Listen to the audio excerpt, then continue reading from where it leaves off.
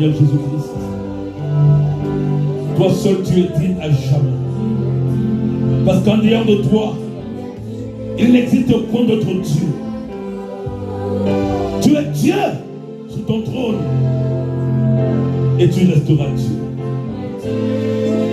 Oui, je déclare cet après-midi que tu es digne. Tu es digne, agneau de Dieu. Tu es digne, Seigneur Jésus-Christ.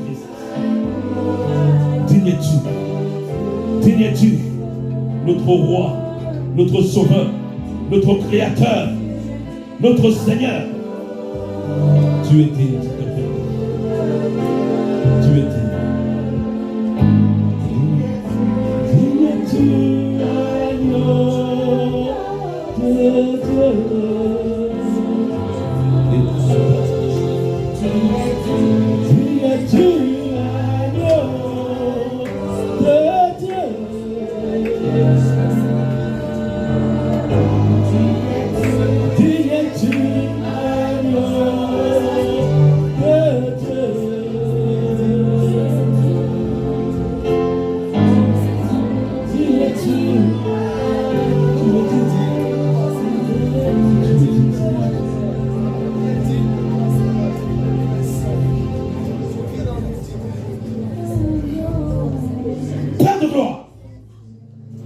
Tu es digne ce soir. Tu es digne en ce lieu, en ce moment. Et tu resteras digne pour l'éternité. Parce que hormis toi, il n'existe point d'autre Dieu, Seigneur Jésus-Christ. Tu es dans 1 Jean 5, 20. Tu es le Dieu véritable et la vie éternelle. Père, voici cet autre moment que nous te remettons. Parce que tu as déclaré, au commencement était la parole. Et la parole était avec Dieu. Et la parole était Dieu. Merci encore de nous parler cet après-midi. Merci de parler à nos cœurs. Que toute flèche de fatigue, de somnolence, de sommeil soit réduite à néant dans le sang de l'agneau. Que ton esprit nous tienne éveillé et qu'il nous parle encore. Car c'est poussé par ton esprit que les hommes ont parlé de ta part. Reçois encore toute la gloire. Nous ne sommes que des instruments inutiles. Sois béni à jamais. Au nom de Jésus-Christ. Amen. Amen.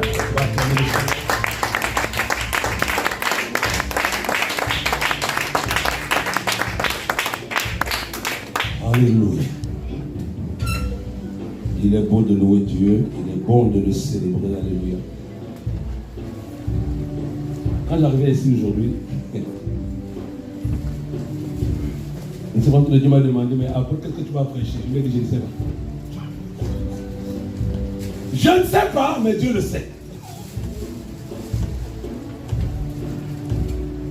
Parce que nous ne prêchons pas notre intelligence, nous ne prêchons pas notre connaissance,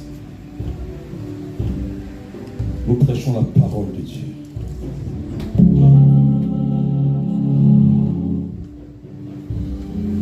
Nous prêchons la parole de Dieu.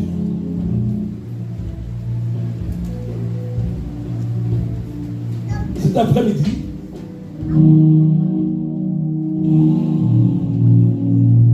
je vais parler de l'arme la plus puissante que Dieu a donnée à l'Église. L'arme la plus redoutable que Dieu a donnée à l'Église. L'arme qui a vaincu le monde, l'arme qui a vaincu le diable, et l'arme par laquelle nous, enfants de Dieu, quand Jésus-Christ viendra, nous serons enlevés avec lui dans le ciel. Je dis souvent, Si Dieu t'a conduit dans ce ministère, c'est pour une seule raison.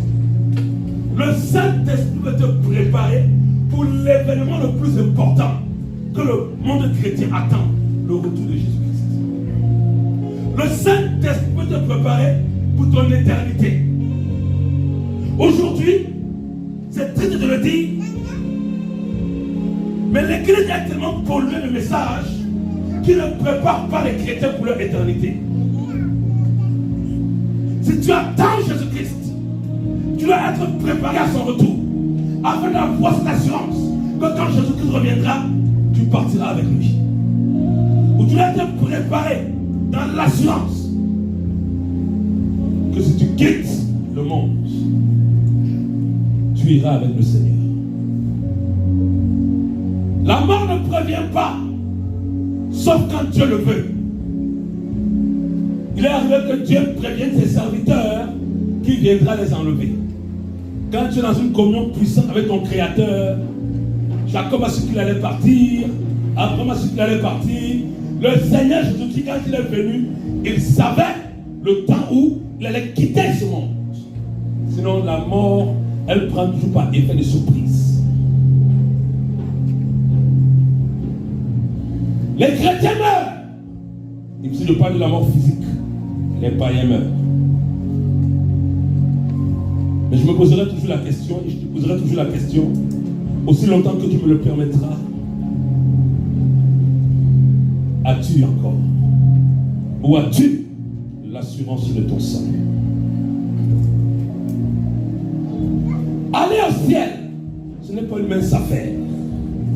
Parce que Jésus a dit, plusieurs me diront, Seigneur, Seigneur. D'ailleurs, on peut le prendre rapidement. C'est une parole que nous connaissons tous. Mais c'est important de la lire. Matthieu 7, verset 21.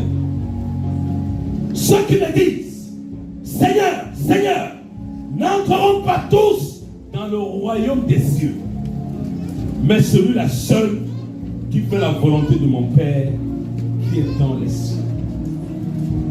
Jésus est en train de dire, il ne suffit pas de l'appeler Seigneur pour te dire que tu vas aller au ciel. Oh, j'ai confessé Jésus-Christ comme Seigneur et Sauveur, je suis sauvé. Il faut qu'on revienne à la réalité authentique du salut. Parce que l'Esprit de Dieu m'a dit un jour, beaucoup de chrétiens vivent dans l'illusion de leur salut. Et ils sont surpris qu'à leur mort, ce ne sont pas les anges de Dieu qui viennent les accueillir, ce sont les anges déchus, ce sont les démons, ce qu'on appelle les faucheurs, qui viennent récolter leur âme pour l'enfer. Il y a un homme de Dieu du Honduras, un Sud-Américain. Il prêchait un faux évangile. Au départ, il a prêché le vrai évangile. Après, il s'est détourné pour prêcher le faux évangile. Et Dieu l'avertissait. Mais il n'en faisait qu'à sa tête. Parce que comme il voyait les dons se manifester, l'orgueil lui en a pris. Et voilà qu'un jour, ayant résisté aux investissements de Dieu, un dimanche, il va à l'église. Et là, il y a des bandits qui le braquent. Ils foncent sur les voleurs. Et il y a un voleur qui va tirer à bout portant sur lui. Et la balle va passer par l'artère du cœur et il tombe. On va dire qu'il meurt. C'est son témoignage. Quand il est mort, il dit, il s'est immédiatement retrouvé dans le séjour des morts. Il y a deux démons qui sont venus accueillir son âme. Pasteur qu'il était. Et il dit aux démons, non, non, non, je suis pasteur, c'est Jésus que je prêche. Et les démons lui disent, l'évangile que tu prêchais sur la terre là, ce n'était pas l'évangile de Jésus-Christ, c'était notre évangile. Il prêchait beaucoup la prospérité. Et là, les démons commençaient à le tourmenter dans le séjour des morts. Et après, il a entendu une voix autoritaire qui a dit, assez! Et il s'est tourné, il a vu le Seigneur Jésus. Et là, le Seigneur a fait voir dans le séjour des morts toutes les âmes que son évangile a mené en enfer. Et il a vu deux grands hommes de Dieu qui sont décédés, dont je vais taire les noms. On dit qu'ils sont au ciel. Jésus leur a dit, regarde où ils sont ces hommes de Dieu là. Ils sont ici dans le séjour des morts. Le Seigneur a montré ces 2 hommes de Dieu, des 4 hommes de Dieu, dans une cellule dans le séjour des morts. Et quand il a vu les âmes qui étaient perdues en enfer à cause du faux évangile qu'il prêchait sur la terre, il a pleuré. Il dit que les larmes c'était le sang qui pleure. Tellement il pleurait. Et dans sa miséricorde, le Seigneur lui a dit, je te redonne une dernière chance. Retourne sur la terre, témoigne ce que tu as vu et prêche l'évangile authentique. Et là, il s'est retrouvé sur le lit d'hôpital, il a repris vie. Et là, il a commencé à témoigner. Repentez-vous, repentez-vous, repentez-vous. Il est allé dans son église, dont il était pasteur fondateur. Quand il est revenu sur l'évangile authentique, la moitié de l'église est partie. Il a demandé à ses collaborateurs pasteurs qui étaient dans la franc-maçonnerie, il leur a dit, sortez-vous dans l'erreur. Après la mort, là, ça ne rigole pas. Dieu m'a fait la grâce d'y aller.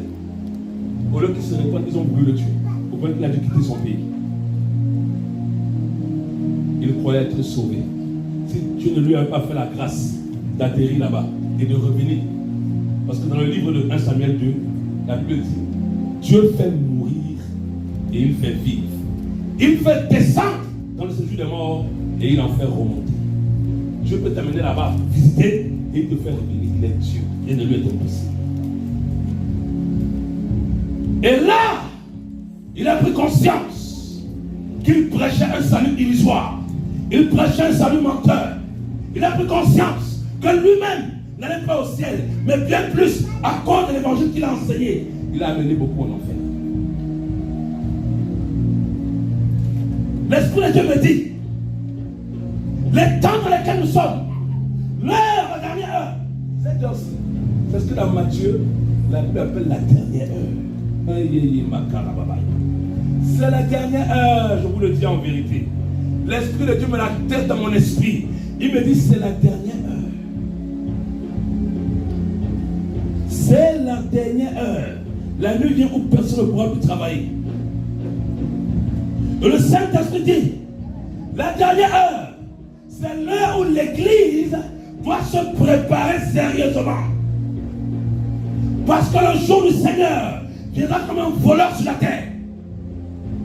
Le jour du Seigneur va surprendre les chrétiens et les chrétiennes.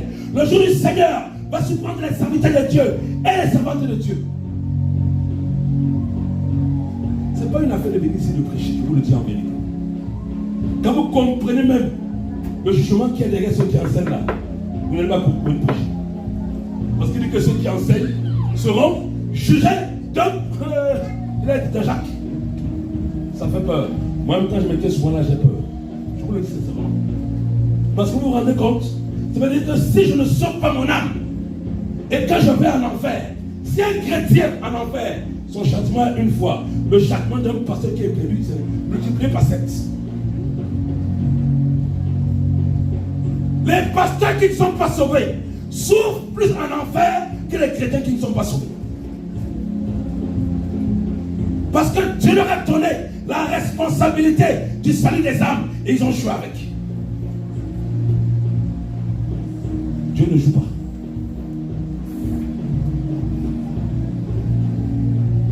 Moi souvent j'ai peur. Et chaque jour je dis à Dieu, Seigneur, s'il y a quelque chose qui peut me retarder ici, qui peut m'empêcher d'enlever, Seigneur, je t'en supplie, montre-moi. Chaque jour je vous le dis. Parce que je n'ai pas envie d'être surpris. Paul lui-même a dit, en Corinthiens, il traite durement son corps de crainte qu'il ne soit rejeté après avoir prêché l'évangile aux autres. Moi-même, je ne sais jamais sauvé. Ne pense pas que parce que je te prêche, je suis déjà arrivé. Moi-même, je ne sais jamais sauvé. On est tous dit. Il y a une servante de Dieu Mathilde, que je connaissais. Une fois arrivée à l'église, elle a dit, c'est écrit ici là en chantier. En chantier. Dieu me travaille encore, je cherche à sauver mon âme. Sur le chemin du ciel là, chacun se cherche. Moi-même, je me cherche, je le dirai toujours. Hein? Cherchons-nous, moi-même, je me cherche. Afin d'éternité là, hein? Cherche-toi. Moi aussi, je me cherche. Dans la vérité, dans la sainteté, cherchons-nous pour aller au ciel. Mais je ne me rends pas que j'arrive un jour devant le trône de Dieu Et que Dieu me dise, mon serviteur, des âmes sont allées en enfer à cause de toi. Je ferai mon devoir de prêcher la vérité. Et aussi longtemps que tu m'en donnes la grâce, mon devoir de me vertuer à vivre cette vérité avec la grâce de Dieu. Parce que l'homme par nature ne peut pas appliquer la vérité. Parce que l'homme par nature est un menteur. C'est ce que déclare Romains 3. Tous les hommes sont des menteurs. Dieu seul est vrai. Donc si Dieu ne régénère pas l'homme, l'homme ne peut pas vivre la vérité. C'est impossible. Vous avez déjà appris un enfant à mentir? Quel est le parent qui, quand il élève son enfant, il enseigne son enfant à mentir? Vous allez voir qu'à un moment donné, malgré l'éducation qu'on donne à nos enfants, ils commencent à mentir. Pourquoi? Parce que la nature du péché est attachée à eux. Est-ce qu'il y a un parent qui enseigne son enfant à pécher? Le parent éduque son enfant. Mais à cause de la nature du péché, il y a des choses qui peuvent le rattraper.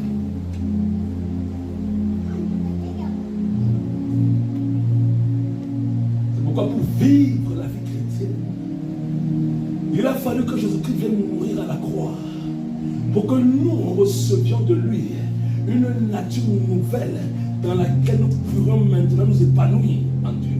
Sans cette nature, tu ne peux pas. Malgré tes bonnes résolutions, malgré ta bonne volonté, tu ne peux pas. La nature humaine liée au péché est incapable d'obéir à Dieu. Et c'est à cause de cette nature que le diable assujettit et possède les hommes.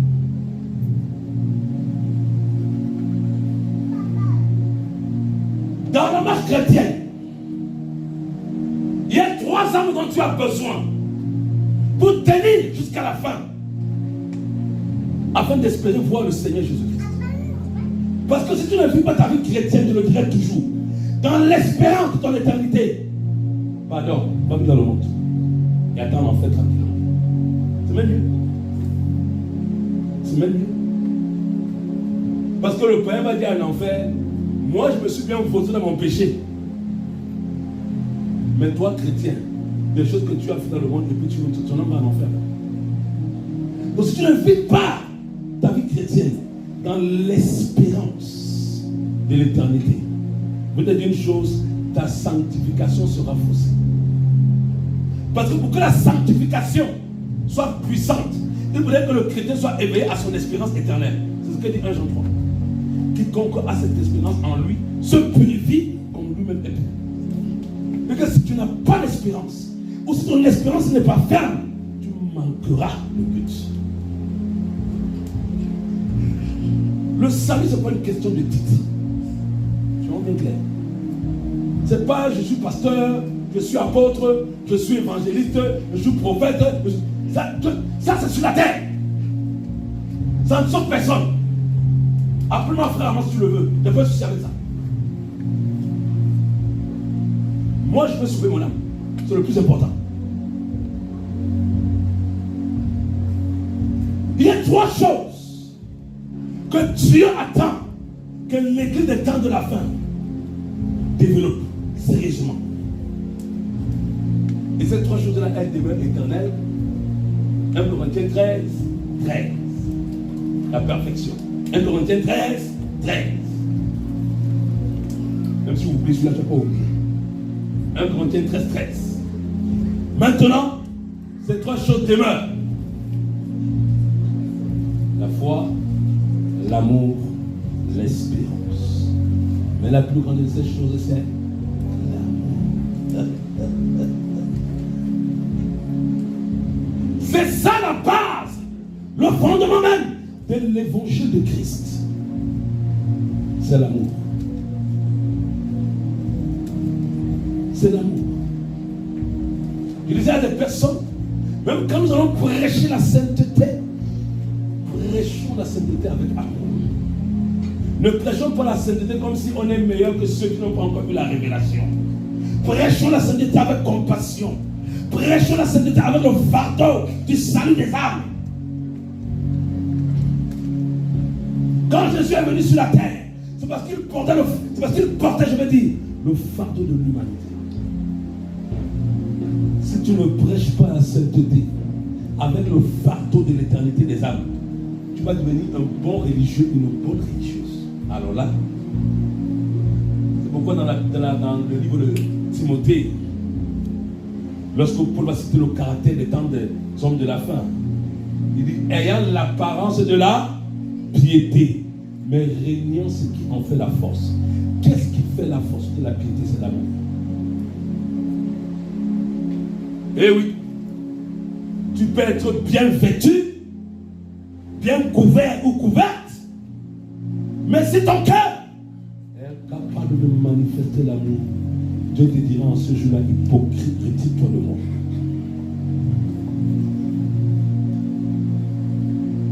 Vous savez pourquoi est-ce que l'humanité souffre?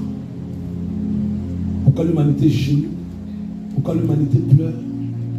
Pourquoi il y a autant de souffrance, autant d'injustice?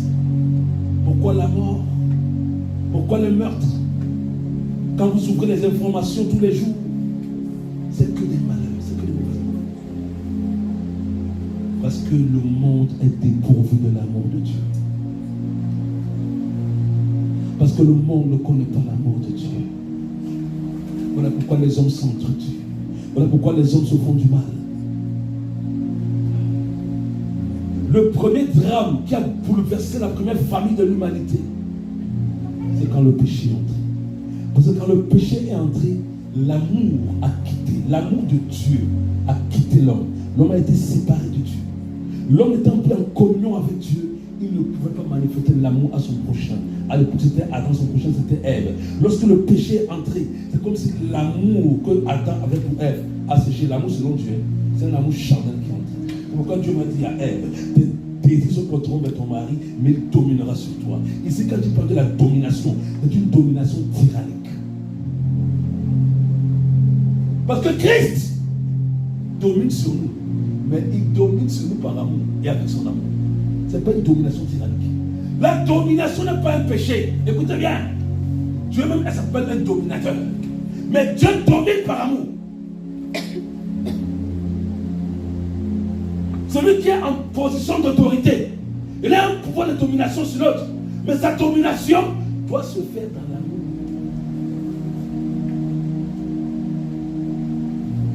Christ doit dominer sur toi. Si Christ ne domine pas sur toi, chrétien, c'est que tu as un problème. Mais Christ ne domine pas sur toi par tyrannie, il domine sur toi par amour. C'est pourquoi il dit Marie, aimez vos femmes comme Christ a aimé l'Église. Il parle de Christ et de l'Église. Quand il parle du mariage, le mystère du mariage, c'est Christ et l'Église. Quand il dit Marie, aimez vos femmes comme Christ a aimé l'Église, c'est que Marie, la domination que Adam a eu sur Ève par la conséquence de la malédiction en Christ, elle est ôtée. Maintenant, Marie, tu dois dominer ta femme par amour. C'est tout. Qu'est-ce que cela veut dire? Comme Christ nous domine par amour.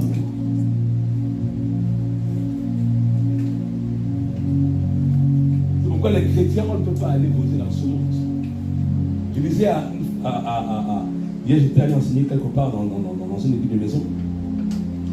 Et je leur ai dit là-bas, dans le spirituel, il n'y a que deux manières de dominer. Soit c'est par l'amour, soit c'est par la tyrannie. Laissez-moi le mot qu'on appelle démocratie. C'est un mot qui n'existe pas. C'est faux. La Bible déclare dans le livre de Matthieu, Jésus a dit à ses disciples, c'est Matthieu 21, vous savez que dans le monde, les grands les tyrannisent. C'est ce qu'il dit.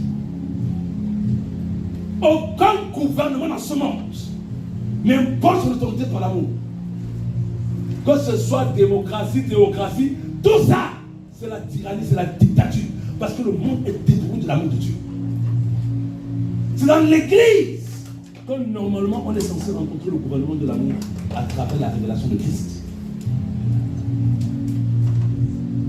C'est pourquoi un chrétien ne peut pas aller voter. Tu votes qui? Quand tu votes, c'est que tu participes à ce gouvernement tyrannique-là. Mais rappelez-vous, quand On était il y a quelques années en arrêt quand le président François Hollande, c'était président de la France. Les Français ont demandé le référendum, non? Contre la PMA, pour ou contre? On est en démocratie, non? Ce sont les députés qui ont voté. Que n'ont pas laissé le peuple voter. Parce qu'on est sous une tyrannie.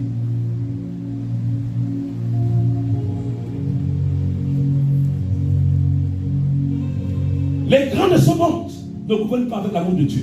C'est pourquoi ils tyrannisent pour asseoir leur domination, pour asseoir leur pouvoir. Ils sont obligés de tyranniser. Pourquoi? Parce que la tyrannie crée quoi? La tyrannie engendre la peur. Vous allez voir que l'homme, s'il ne se soumet pas par amour, à cause de la peur de la mort, il va accepter. Un jour, l'évangile de Jean-Luc a pris un exemple qui m'a fait rigoler. Il dit, mais il y a des gens, on dit abandonne ci, abandonne ça. Il dit, je ne peux pas. Il dit, maintenant, si on prend un fusil, on te met ça là, on dit abandonne, on tire. Tu vas abandonner. Maintenant, on dit que tu vas abandonner. À cause de quoi? À cause de la peur.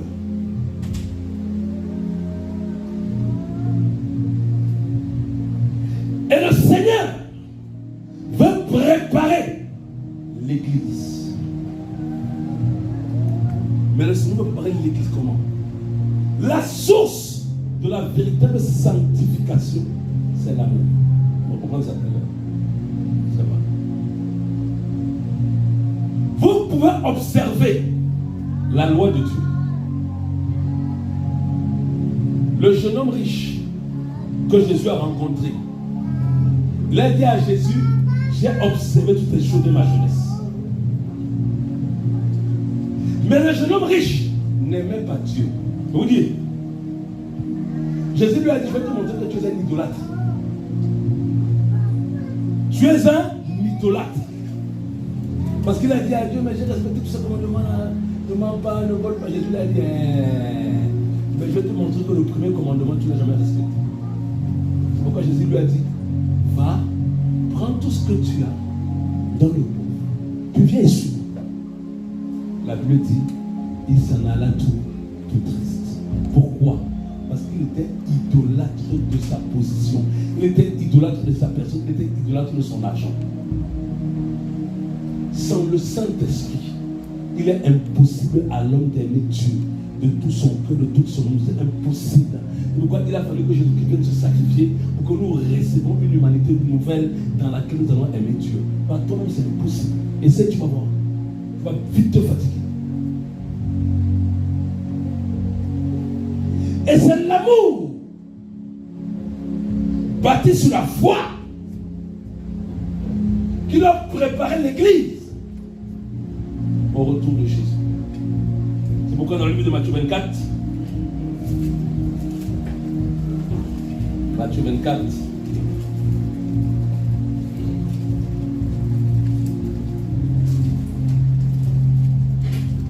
verset 12, verset 11, verset 12, il dit, plusieurs faux prophètes s'élèveront et ils séduiront beaucoup de gens. Et parce que l'iniquité se sera accrue, l'amour du plus grand nombre se refroidira. Verset 13. Mais celui qui persévérera jusqu'à la fin sera sauvé. Écoutez bien.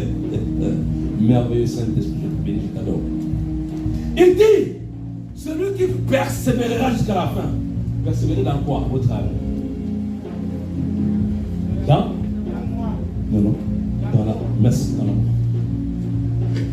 C'est pourquoi il dit, au verset précédent, il dit, l'amour du plus grand homme se refroidira. Mais il dit, mais celui qui persévérera jusqu'à la fin dans l'amour, celui qui ne laissera pas les circonstances, les situations, le diable, les problèmes affecter l'amour de Dieu dans son cœur. Parce que le diable, en ce qui concerne le temps de la fin, le péché va s'accroître. Parce que le diable fait tout pour voler dans le cœur des chrétiens l'amour véritable de Dieu. Parce que le diable sait que lorsqu'un chrétien aime Dieu, il va se sacrifier pour Dieu. On ne peut pas parler de sacrifice s'il n'y a pas d'amour. C'est l'amour sincère qui produit des sacrifices authentiques.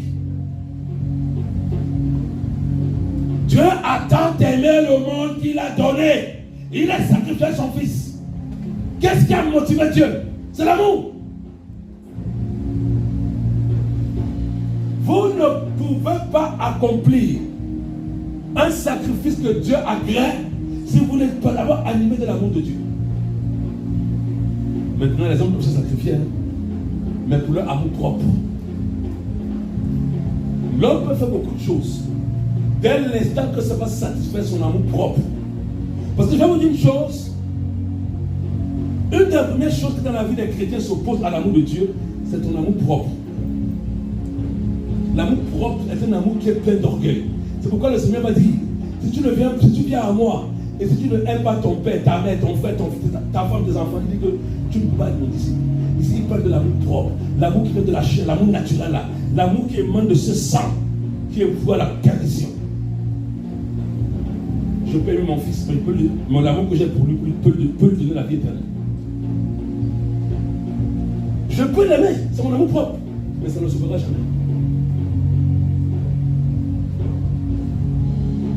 Et quand on ne fait pas attention, l'amour propre souvent amène beaucoup de chrétiens à se compromettre. Ah, c'est ma fille. Ah, c'est mon mari. Ah, c'est mon fils. Ah, c'est.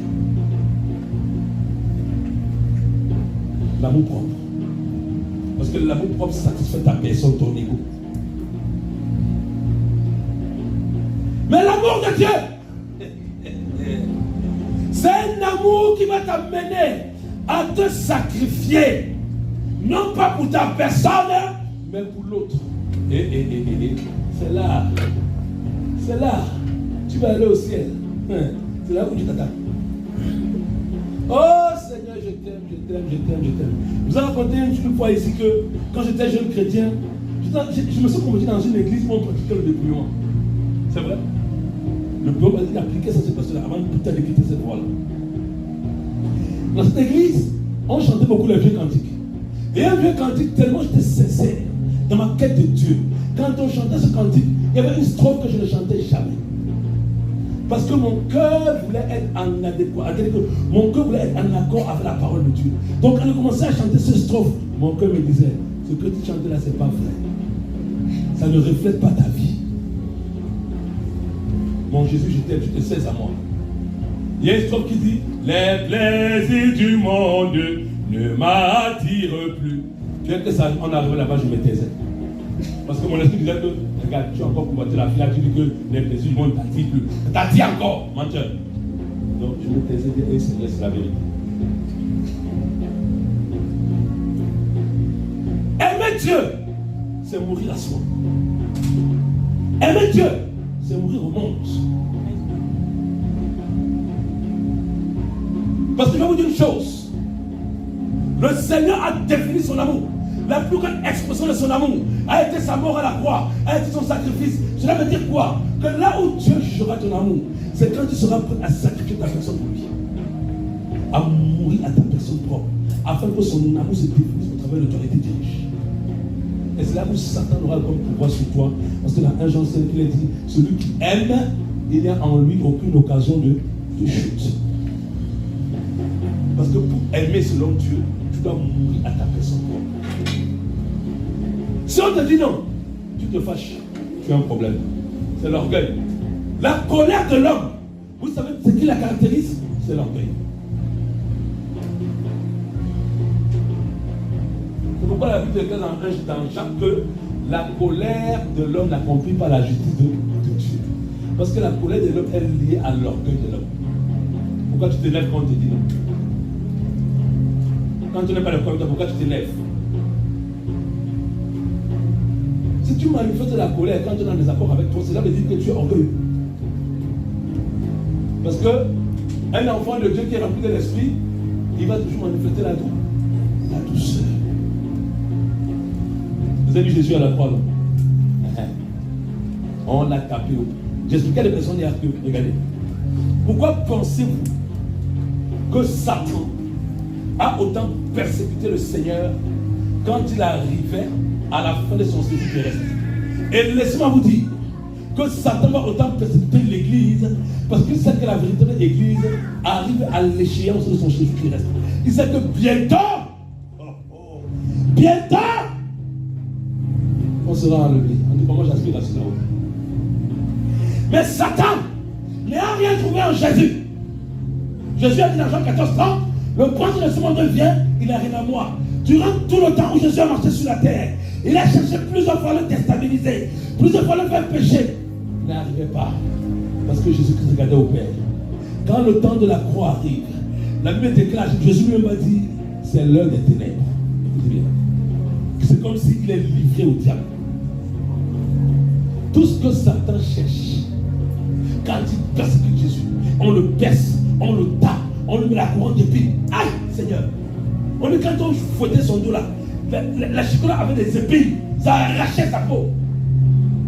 Satan attendait qu'une seule chose, qu'il se mette en colère et qu'il maudisse. Qu'il sorte de l'amour. Et là, Satan l'aura accusé. N'est-ce pas, c'est toi qui as enseigné, regarde maintenant.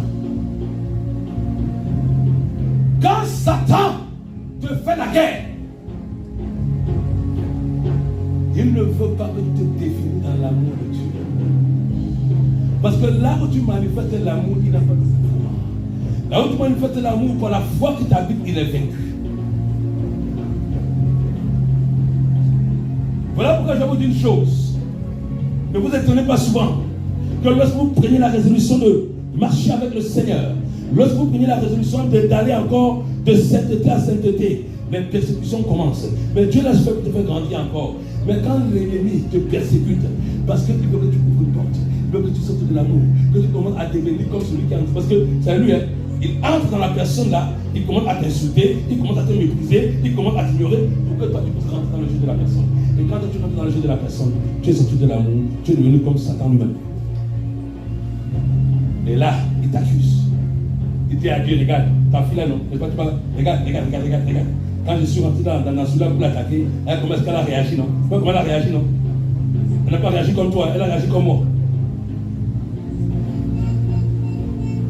C'est pourquoi toute attaque que le diable va mener dans la véritable église de la fin, je vous le dis en vérité, c'est amener les chrétiens à se refroidir dans l'élan de leur amour. Parce que tu peux arriver à dire, mais c'est ça vraiment dans l'église, moi je sors, moi je pars. Si c'est ça, ce n'est pas encore arrivé à qui de penser ça. Dans l'église de Dieu, il y a ça. Moi je m'en vais. C'est que c'est condamné. Jésus avait ses disciples. Judas était au milieu. Il n'a pas chassé Judas. Lui, il a choisi Judas. Il y a des choses. L'apôtre Paul dit dans 1 Corinthiens 6, il faut que parmi nous il y ait des injustices. Pourquoi? Parce que la justice de Dieu va se révéler sur la base des injustices que tu suis. C'est face à l'injustice qu'on verra vraiment si tu es fils de Dieu. C'est pas. Je vous dis, c'est trop facile de dire on est chrétien quand tout va bien. C'est face aux injustices. Christ a révélé qu'il était fils. Dans la douleur, dans la souffrance, dans le rejet, dans l'amertume, dans l'abandon de ses disciples. Par son caractère, il a révélé face à la souffrance qu'il était fils. Par son caractère, il a révélé face à l'adversité qu'il était fils. Donc quand la souffrance arrive, quel est le caractère qu'il ressent? Les plaintes. Ah, il m'a fait ça.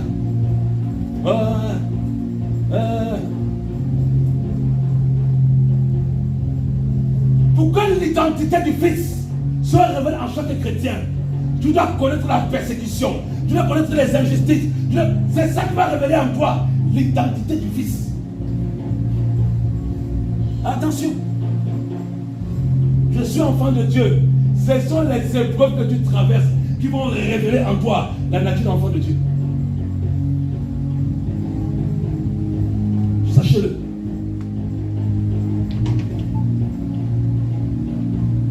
Parce qu'il y a une chose qui ne mentira jamais. Il y a une chose qui ne trompera jamais. Le Fils de Dieu, l'enfant de Dieu, est caractérisé par l'amour de Dieu. L'enfant de Dieu est caractérisé par la colère, par la vengeance, par la rancune, toutes ces choses-là. Voilà pourquoi quand Dieu veut ressortir en toi la nature du Fils ou de la fille de Dieu, il faut que tout ce qui empêche cette nature de se révéler en toi soit brisé. Il faut que ta personne là écrasée. Dieu fait ça exprès.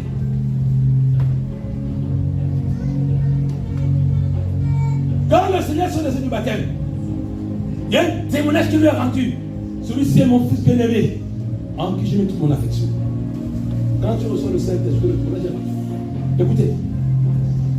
Mais qu'est-ce qui révèle l'authenticité du témoignage? Je suis chrétien. Mais qu'est-ce qui révèle l'authenticité de mon christianisme? Qu'est-ce qui révèle que je suis un véritable chrétien? Ce n'est pas quand tout va bien. C'est quand les persécutions. C'est là qu'on va voir. C'est là. Pourquoi?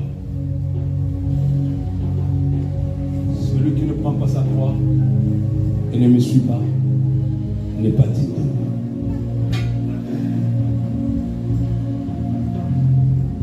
Tu peux manifester les dons et tu vas en enfer.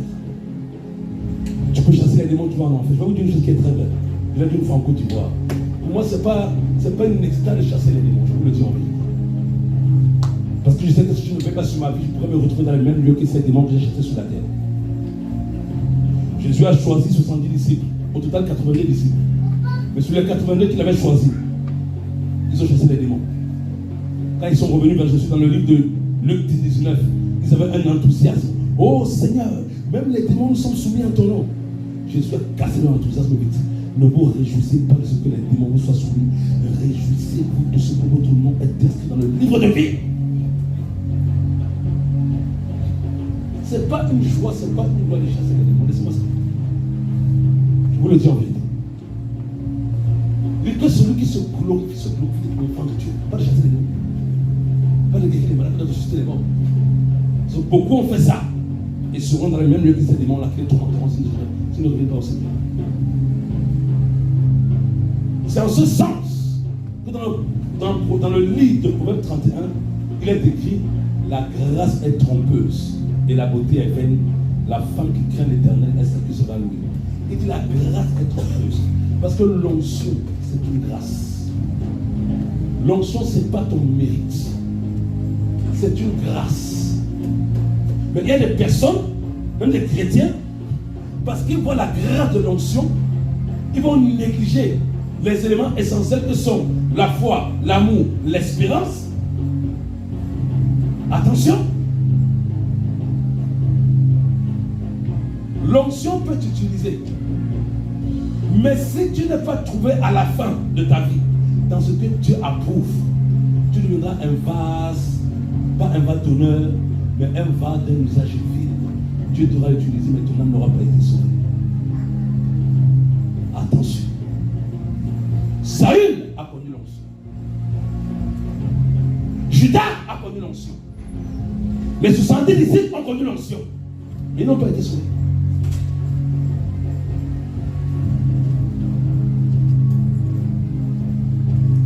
Attention. Plus Dieu développe en toi l'onction, plus tu dois être humble. Satan, le pauvre diable, je l'appelle le pauvre, il est pauvre, c'est le soir. Il est très pauvre, c'est la vérité. Quand je dis pauvre diable, je ne fais que lui rappeler son identité. Il est pauvre. Quand Dieu l'a chassé du ciel, il est parti avec quoi? Avec une guide, il est parti avec rien. Mais dans la Bible, dans le livre de Ézéchiel 28,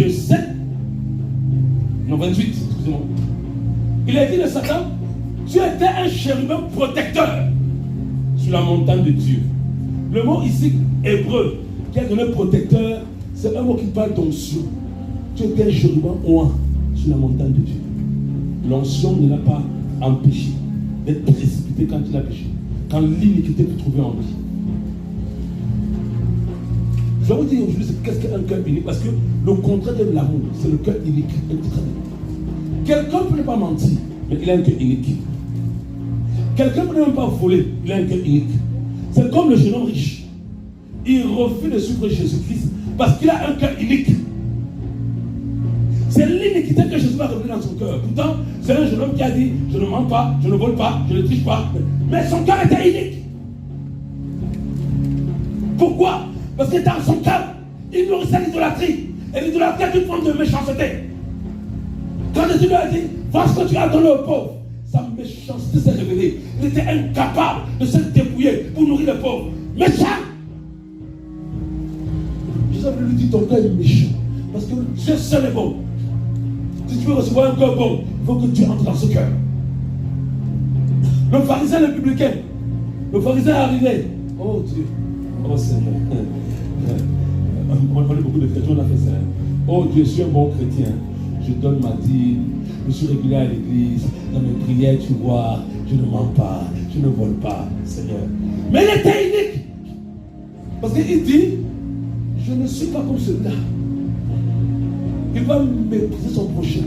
Sa prière a révélé qu'il n'avait pas un cœur d'amour. Unique. Lorsque tu es incapable de laisser l'amour de Dieu te diriger, tu es unique. Attention. Quand tu dis l'iniquité, ce sera accru. C'est quoi? C'est cet état dans l'homme qui fera que l'homme sera totalement, même dans l'église, les chrétiens vont s'éloigner de l'amour de Dieu.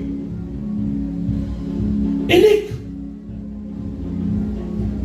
Aujourd'hui, quand vous rencontrez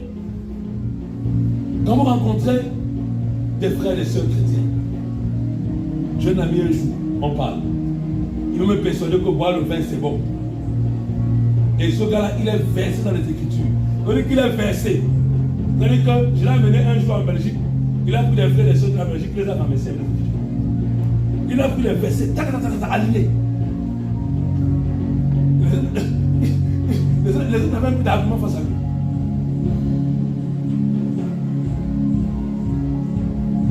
Mais il est unique. Pourquoi? Parce que le passage de Jésus dit, ne vous enivrez pas devant. Hier, j'expliquais, pour ceux qui étaient sur le Zoom, j'ai enseigné la différence entre l'écriture et la parole de Dieu. Satan peut se sortir de l'écriture, mais Satan ne peut pas utiliser la parole, parce que la parole est une personne. C'est pourquoi Paul dit dans 2 Corinthiens 3, la lettre tue, mais l'esprit vivifie. Quand on parle de la parole, quand Dieu dit, la parole qui sort de ma bouche, elle ne retourne pas à moi sans avoir exécuté ma volonté et accompli mes desseins, il parle tout simplement ici là de l'écriture interprétée par le Saint-Esprit.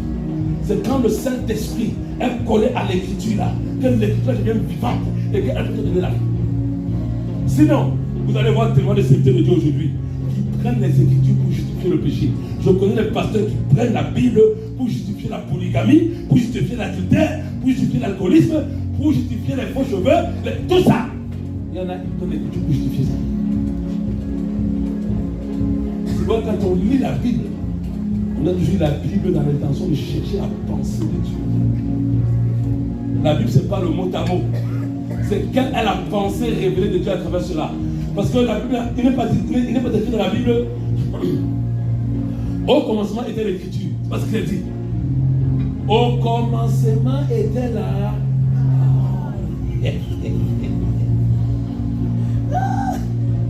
Au commencement était la parole. Dieu n'a pas commencé à écrire. Il a commencé à parler.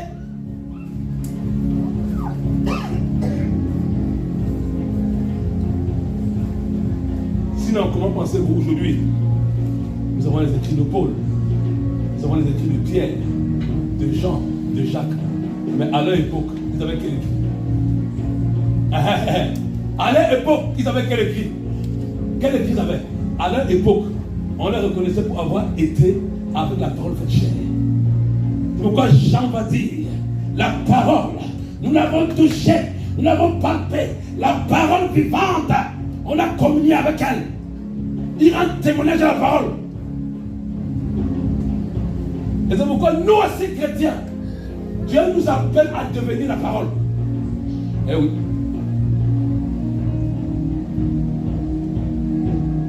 Satan, dans le désert, dans Luc 4, quand il est venu tenter le Seigneur, il a cité l'écriture. Il est écrit. Les francs-maçons utilisaient la Bible. Même des sorciers. Je connais des témoignages authentiques. Ce qu'on appelle les brouteurs en Côte d'Ivoire et puis au Cameroun, on les appelle les fémans. Il y a un, il prenait la Bible pour aller voler les gens. Quand il va escroquer les gens là, il fait son rituel sur la Bible. Et il dit que Dieu le protège. Mais... Et quand il passe, ça marche. Et Satan le fait croire que c'est le Dieu de la Bible. C'est pourquoi je vous dis une chose. Satan peut employer l'écriture, mais jamais la parole. Il ne peut pas citer la parole. Parce que la parole, c'est l'écriture vivifiée par l'esprit. C'est quand Dieu te révèle Christ. Satan n'a aucun pouvoir sur ça. C'est pourquoi je vous dis une chose. J'ai entendu les gens qui disent, quand tu chales le diable, il a écrit. Qui vous a dit que Satan a peur? C'est pas qu'il est écrit qui nous fait peur. Non. Ah non. Ce qui fait d'abord peur à Satan, c'est la condition dans laquelle Jésus a été dans le désert. La Bible déclare Jésus rempli de l'Esprit. Ce qui fait peur à Satan, c'est que les chrétiens soient remplis du Saint-Esprit. Parce que quand les chrétiens sont remplis du Saint-Esprit, l'Esprit de Dieu peut les diriger plus facilement. Satan ne veut pas que les chrétiens connaissent la plénitude permanente. Ça le fait peur. Parce que comment va-t-il conduire? Parce que quand on dit rempli, quelque chose qui est rempli, comment tu peux encore? Tu ne peux pas, c'est rempli. Si vous prenez un ballon, vous y mettez de l'air, le ballon est rempli d'air, le vent va le diriger. Et c'est maintenant quand tu es rempli là, quand il t'inspire, maintenant on dit dans les armes du combat, dans les armes spirituelles du chrétien, Éphésiens 6, l'épée de l'esprit, c'est la parole. Là maintenant quand tu es rempli là, quand il y a combat, le Saint-Esprit à travers toi, il affecte son âme. Et quand tu pars, il est écrit. C'est pas toi, c'est poussé par l'Esprit de Dieu que l'écrit sort. Là, Satan est soumis maintenant. Va dire à Satan, il est écrit dans la chair, tu vas voir ce que je fais. On lui dit, sois dans la chair, il est écrit comme les esprits de Séba. Au nom de Jésus-Christ, ils ont cité Jésus, non? Le démoniaque les a chicotés comme il faut. La différence, c'est l'esprit de vérité. Sachez-le, c'est l'esprit de vérité. Et cet esprit-là, il est amour. Il est amour. C'est pourquoi le premier caractère que l'Esprit de Dieu inspire en chaque chrétien, qu'il naît de nouveau, c'est d'aimer Dieu. C'est d'aimer Dieu. Vous savez, la sainteté même est une question d'amour. Quelqu'un qui a saisi l'amour de Dieu, comment pensez-vous qu'il va divertir son corps pour que son frère ou sa soeur soit séduit? Quelqu'un qui est une occasion de chute pour son frère ou sa soeur ne se tient pas dans l'amour. C'est pourquoi l'amour est obligé de te sanctifier. C'est obligé de te sanctifier. Parce que l'amour te pousse à garder, à préserver l'autre. Ah Seigneur, peut-être que quand je vais sortir là, quelqu'un me fait pour me former, il tombe. Oh Seigneur, je vais me vêtir pour ne pas être une occasion de chute pour la personne. Voilà que l'amour, en passant à l'autre, te pousse naturellement à t'habiller convenablement. C'est pour ça que quand je vois des chrétiens qui disent j'aime Dieu. Dieu a créé cheveux noirs, tu as un cheveu jaune sur la tête, tu dis que tu aimes Dieu. Même tes cheveux disent que tu mens. Tu mens, tu ne l'aimes pas. Vous vous rappelez de Saül, non? Quand Dieu a rejeté Saül, non? C'est pourquoi Dieu l'a rejeté, non? Il avait désobéi à Dieu. Et quand Samuel est venu, Saül a dit, il dit à Samuel, ton serviteur n'est allé ni à gauche, ni à droite. Maintenant, il y avait les moutons. Les moutons de Saül, tu mens. Samuel dit à Saül, qu'est-ce que j'entends là? Les moutons ont dit, il ne nous a pas sacrifié, oh Samuel, là, il ment. Donc quand tu dis à Dieu, Seigneur, je t'aime, tu as mis tes faux cheveux sur la tête. Même les faux cheveux là disent que tu mens, tu ne l'aimes pas. Si tu l'aimais, c'est que tu regardais tes véritables cheveux parce qu'il t'a créé naturel. Amen. Seigneur, je t'aime. Les lèvres là sont embaumées du rouge, là, le sang des autres qui brille comme ça là. Même le rouge a dit que tu mens. Tu n'as même pas dit de confesser Seigneur, Seigneur. Les gens oublient que le jour où on va se trouver devant le jugement dernier, quand il dit que les hommes rendront compte de toutes paroles qu'ils auront proférées. Parce qu'ils m'ont dit, Seigneur, je t'aime, mais ton cœur n'était pas fait. Seigneur, je t'aime, mais ton corps rejetait son amour. Je t'aime, ton âme rejetait son amour.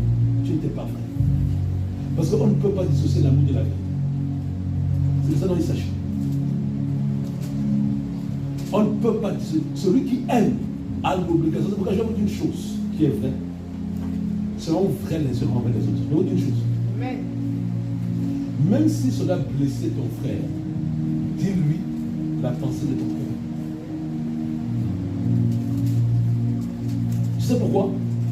Parce que si nous ne faisons pas ça, Satan va commencer à nourrir l'hypocrisie dans nos cœurs vis-à-vis des autres. N'ayons pas peur de dire la vérité, même si ça va blesser l'autre. Dis ce que tu penses. Dis ce que tu as dans le cœur. Dévoile ce que tu as. Il y a certaines pensées qui peuvent vous traumatiser là. Tant que vous ne les mettez pas au jour, elles continuent de vous persécuter. Dévoilez-les.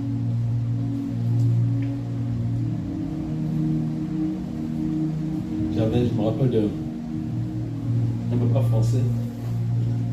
On allait souvent il est à Strasbourg là-bas. Ce papa lui faisait trop rire. Il m'enseignait beaucoup à trouver sa manière de faire. On l'appelait Christian. Quand tu viens lui parler mal d'un frère, tu ne peux pas venir lui dire Christian, le frère Bertrand, je l'ai vu là-bas. Il dit oh Seigneur, bénis le frère Bertrand. Oh Seigneur, toi tu vas te calmer, tu dis que tu n'allais pas. Ne va pas là. Tu ne peux pas venir. Dès que tu peux parler d'un frère, il t'écoute. Dès que tu es fini, il dit oh Seigneur, bénis le frère. Seigneur, bénis la soeur. Toi-même, tu te tais. Donc il est en train de te dire gentiment, comme c'est un français, il a la politesse. Il te dit pas, tu dis gentiment, ne pollue pas mon oreille, non. Donc, bénissons le frère, bénissons la soeur. Il ne faut pas me dire ce que le frère a fait. Non. Si c'est en bien parle, il dit bénissons-le. J'ai compris que c'était un frère vraiment, il gardait son cœur.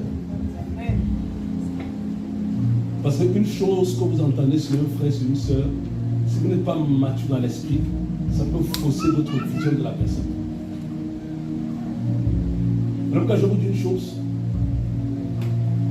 et moi-même dedans, je suis dedans. Dieu vous interpelle tous.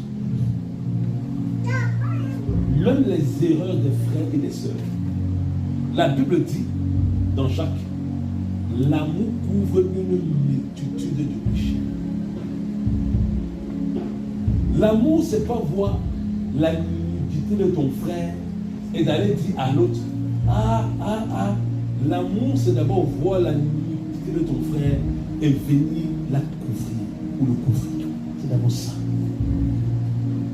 C'est si ton frère rejette la couverture que tu mets sur lui, que tu vas maintenant prendre un autre frère pour avoir plus de force afin de l'habiller.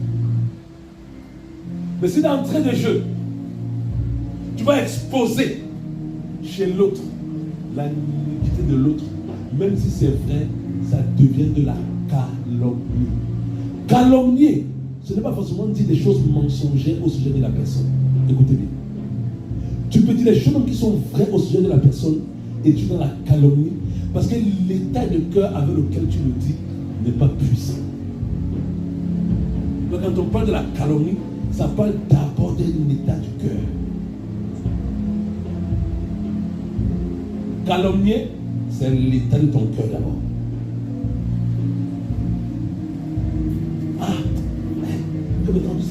J'ai vu la soeur Marguerite, elle a fait ça. Ça peut être vrai. Mais avec quelle intention je dis ça? Là où Dieu me tient. Voilà pourquoi je vous dis une chose qui est vraie. Je vais finir. Le jour du jugement, je vous le dis en vérité, il y a quelque chose que nous ignorons. Paul dit dans le livre de Romains 2, Dieu jugera les pensées secrètes des hommes. Même les pensées les plus profondes que tu n'as pas dévoilées. Si tu ne t'en es pas repenti, le jour du jugement, tes pensées deviendront des paroles. Sachez-le. Des paroles qui t'accuseront et des paroles qui te condamneront. C'est pourquoi la Bible dit, ayez en vous les pensées qui étaient en Christ. Parce qu'il y a des pensées, tu les as entretenues dans ton âme. Mais Dieu entend les pensées de ton cœur. C'est pourquoi ne laisse jamais traîner une pensée négative sur un frère dans ton cœur. Ne laisse jamais traîner une pensée négative dans ton âme. Parce que ces pensées finiront par devenir des réalités physiques qui vont te condamner. Attention.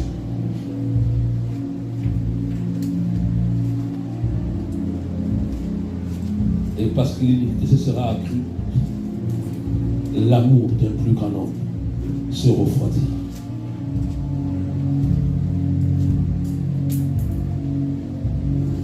Le Seigneur me dit,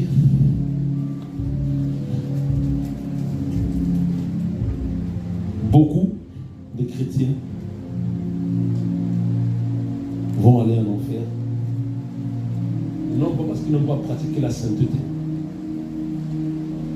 mais parce que le cœur était dépourvu d'amour. Et le Seigneur dit, pour que ta piété soit puissante, tu dois laisser l'amour remplir ton cœur. Pour que ta piété impacte le spirituel, tu dois laisser l'amour remplir ton cœur. Tu peux être même délivré des démons. Mais si tu es délivré des démons, pour que l'amour ne te remplisse pas, ta délivrance ne te sera serviable. Si tu es délivré des démons, pour que ton caractère ne change pas, ta délivrance ne te sera serviable. Lorsque Dieu nous délivre, c'est afin que nous soyons remplis de cet amour.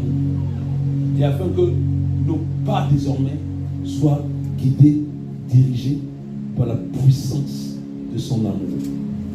Parce que c'est ce que Satan redoute le plus. C'est que toi et moi, nous puissions aimer Dieu de manière totale. Parce que vous allez voir une chose. Aimer Dieu va naturellement te porter à aimer ton prochain. Amen. Vous savez, c'est pas compliqué d'aimer l'autre. C'est pas compliqué d'aimer l'autre. Quand nous n'arrivons pas à aimer les autres, c'est tout simplement parce que nous ne laissons pas l'amour de Dieu remplir nos êtres. Quand l'amour de Dieu remplit ton être, c'est plus facile. Ne cherche pas à aimer tes forces, tu n'y arriveras pas. Ne cherche pas à aimer tes capacités humaines, tu n'y arriveras pas. Laisse simplement le Seigneur transcender ton être à son amour. Mais pourquoi l'amour de Dieu transcende ton être? Et les choses que Dieu va ôter en toi. Et les choses que tu vas travailler en toi, ça va te faire mal. Dès que tu vas pleurer, c'est vrai. Dès que tu seras endolori, c'est la vérité.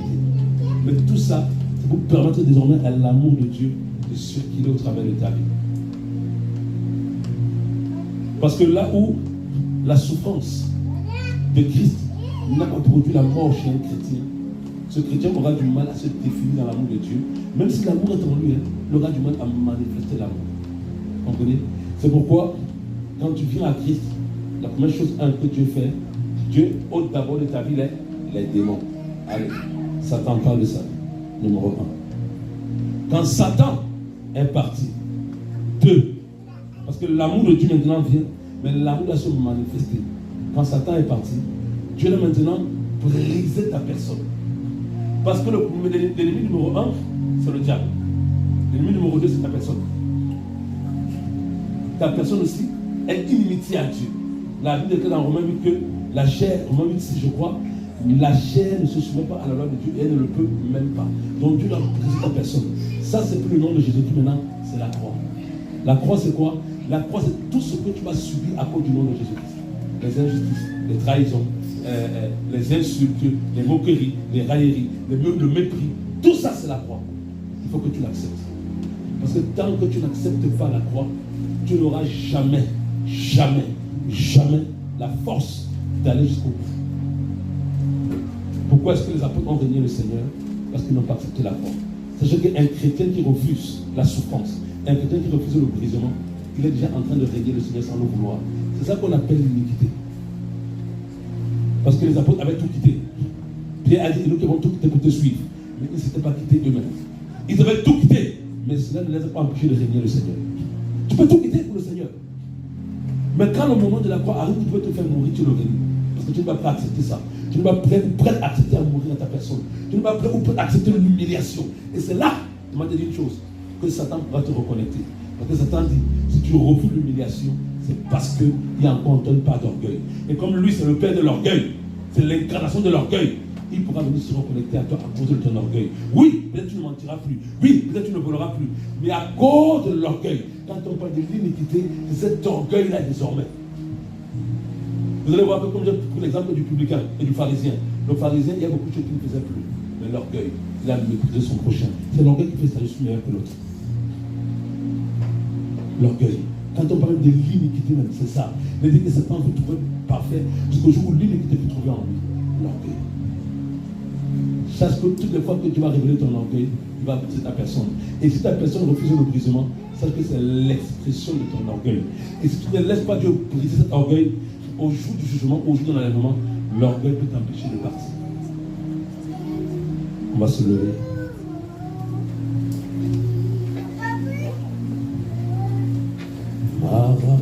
C'est les cochers. Merci Saint-Esprit.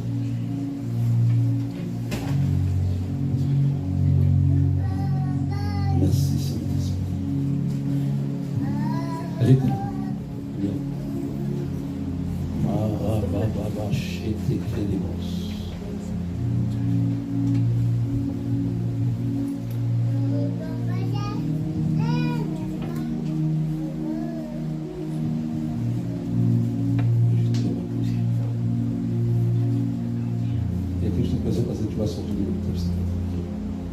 C'est pas vraiment. Ça va pas te faire de ce que tu vas te sortir. Quand tu te signes ton avis de sortir, tu vas demander de rentrer chez toi. David, tu peux nous donner.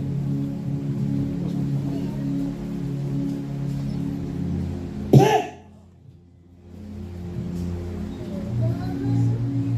Là où le sang de cette femme avait été scellé par le monde des ténèbres,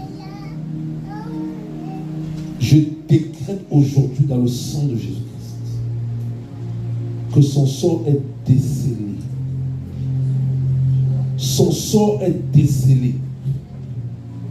Pauvre diable, que l'Éternel te réprime dans toute sa sévérité. Loin de la vie de cette femme maintenant. Tous les avis que tu avais donnés pour l'incarcérer, nous les annulons maintenant dans le sang de Jésus-Christ. Tout pouvoir qui régnait sur son âme est réduit à néant. Seigneur, je décrète qu'aujourd'hui, et ça prend effet, elle sort de cet hôpital. Parce qu'elle n'est pas folle. Je te bénis, Père, parce que je sais que sur la croix, tu as réduit à néant la puissance de la sorcellerie dans sa famille. Elle ne mourra pas, elle vivra et elle racontera ta gloire. Ainsi soit-il au nom de Jésus-Christ. Amen.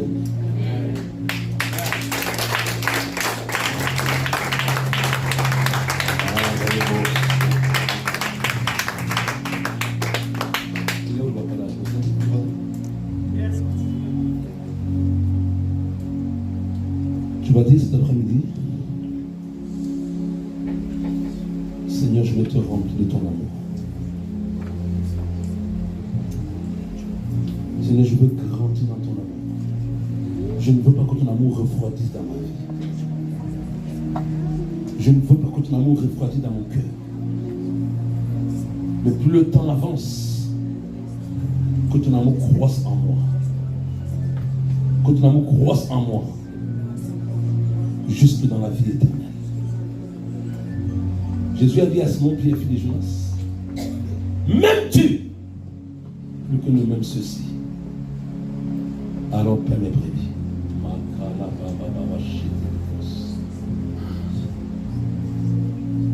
Dis à ton Dieu ce soir, je vais t'aimer encore plus. Dis-lui, Seigneur, je vais t'aimer au-dessus de tout ce que je suis, au-dessus de tout ce que j'ai. Donne-moi par ton esprit la capacité de t'aimer avec fidélité jusqu'à ce que je quitte ce monde. Donne-moi de t'aimer comme tu m'as aimé. Donne-moi de t'aimer avec puissance, avec force, en vérité, en totalité. Donne-moi la force de t'aimer, Jésus. Donne-moi la force de t'aimer. Donne-moi la force d'accepter l'injustice par amour. Donne-moi la force d'accepter l'humiliation par amour. Donne-moi la force d'accepter le mépris par amour. Donne-moi la force d'accepter le rejet par amour. Donne-moi la force d'accepter tout ce que je subirai à cause de ton nom. Par amour, Seigneur. Donne-moi la force de ne jamais rendre le mal par le mal. Donne-moi la force de pardonner à ceux qui me haïssent. Donne-moi la force de bénir mes ennemis. Donne-moi la force de persévérer, quoi que cela me coûtera. Donne-moi la force de persévérer. Même si je vois la trahison des hommes, que je persévère. Seigneur, tu ne t'es pas arrêté parce que Judas t'a trahi, mais tu es allé jusqu'au bout. Tu es au Seigneur aussi ce matin ou cet après-midi. Seigneur, même si je suis trahi, même si je suis abandonné par ceux que j'aime, donne-moi la grâce d'aller jusqu'au bout et d'accomplir ce à quoi tu m'as appelé. Au nom puissant de Jésus-Christ de Nazareth. Car sans toi, je ne peux rien faire. Sans toi, je ne suis rien. Sans toi, je ne peux rien faire. Donne-moi la force d'aller jusqu'au bout, Père. Au nom puissant de Jésus-Christ de Nazareth. Au nom puissant de Jésus-Christ de Nazareth. Comment vous appelez? Comment vous appelez? Le Seigneur me dit que c'est un temps nouveau pour vous. C'est un temps nouveau. Je vois vos mains liées.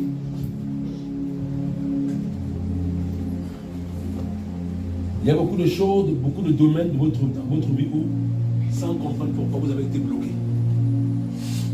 Excusez-moi. Vous avez été bloqué. L'ennemi vous a bloqué. Mais avant toute chose, Dieu me dit que vous êtes son serviteur.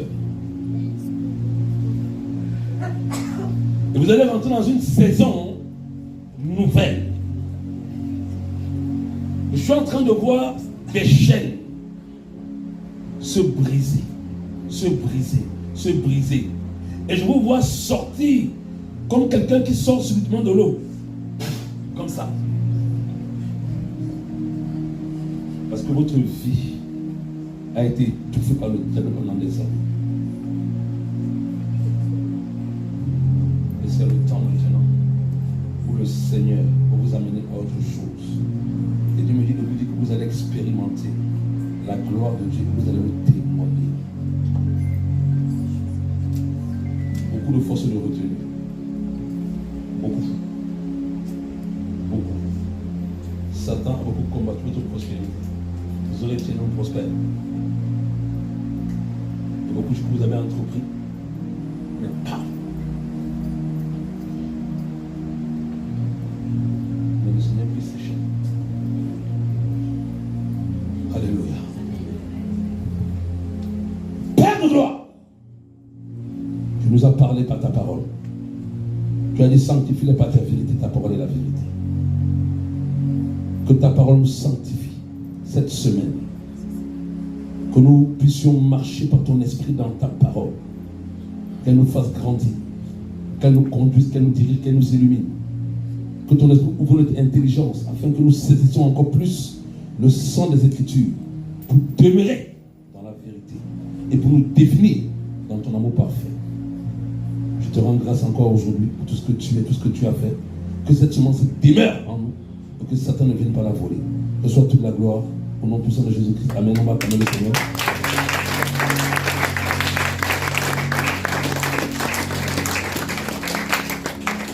Nous allons rapidement passer aux offrandes et ensuite nous passerons aux annonces.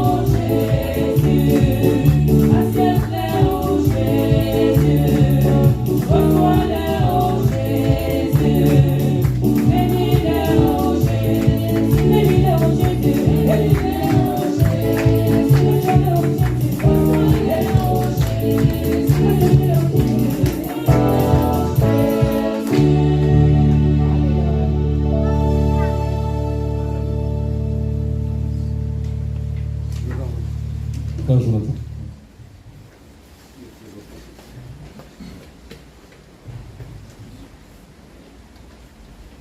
Que la gloire te revienne, Saint-Esprit de Dieu, de ce que tu nous as permis de pouvoir apporter dans ta présence. Seigneur, nous avons planté sur la bonne terre. Planté, Saint-Esprit de Dieu, au bon endroit. Permettre que nous puissions récolter au temps favorable au nom de Jésus. Amen.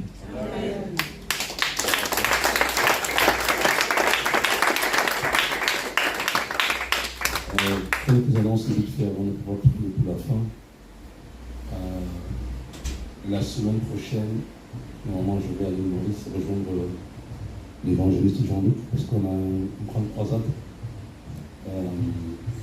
En fait, il y a un frère qui a été touché par un frère indien, je crois, qui a été touché par le témoignage du frère Gilles Christian. Et Dieu l'a vraiment touché pour qu'il puisse organiser une croisade dans le stade principal de l'île Maurice. Et donc, moi je vais 10 jours pour ce moment-là.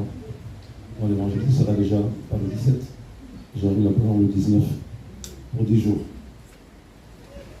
Donc, ce que nous en prions, parce que c'est vrai que on nous dit que l'île Maurice entière, parce que là-bas ce sont les puissants de l'hindouisme et le vent Jésus-Christ, elles vont tomber à terre.